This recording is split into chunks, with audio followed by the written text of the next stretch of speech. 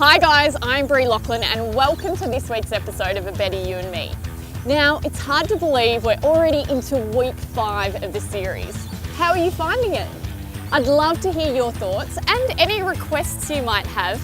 Head to the Ask Bree page at breelaughlin.com and I'll see what I can do. Now today is the perfect example of why it can be such a challenge to keep fit in winter. So for me, I like to revert to things that I did as a kid, like skipping, hula hooping, roller skating, and today, we're adding this puppy to the collection.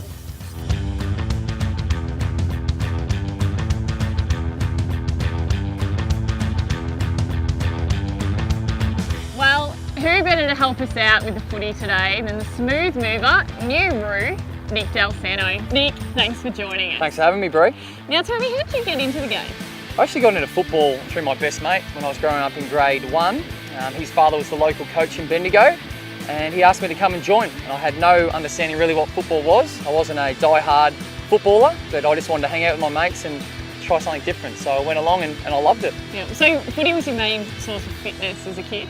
Yeah, it was. It was one of. I mean, I loved all sports and I tried golf, basketball, athletics, mostly just to get out of school a lot of the time. But I always loved being outside. That was the main thing. I wanted to be outside and be active, and football was a huge part of that. Yeah. Now, I understand you've got 2 sisters. I've got 2 brothers.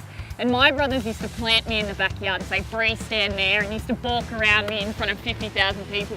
Did you do that to your sisters? Similar, very similar. I can remember getting home after school and I'd ask them to come out and they'd either be the witch's hat that I had to run around or they were the goalpost that I was kicking for. But they were both fantastic. They used to love getting outside, similar to myself, and they used it as a fitness and a health way to be healthy as well, and they loved it. So it's a great way to, and spend time with your family. Yeah, definitely. So footy for fitness, eh? Yeah, who would have thought that you have to run around like we do? But that was the main reason I started. It's still one of the things I love about the game now is the amount of training you have to do and the amount of aspects of fitness that it does involve. So I love it. All right, well, let's get around it, shall we? Let's do it. But before we start, if you're going to be a Roo for the day, you've got to do it properly. So I've got you a training jersey. I expect you to wear it and I expect you to perform very well today. Well, can you make me one promise? What's that? Just don't laugh at me. There's no promises today. We'll see how we go though. You can have the pink Let's football. go. Here's your jumper.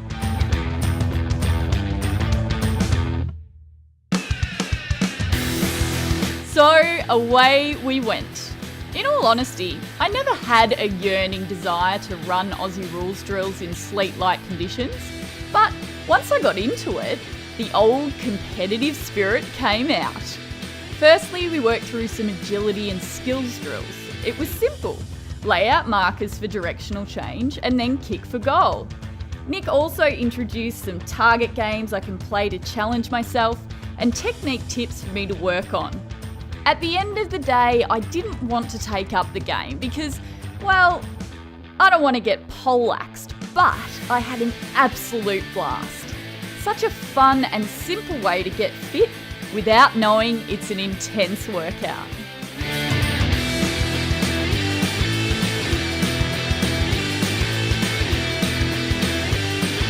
Well, there you go. We learned from the best. Now it just comes down to the old practice.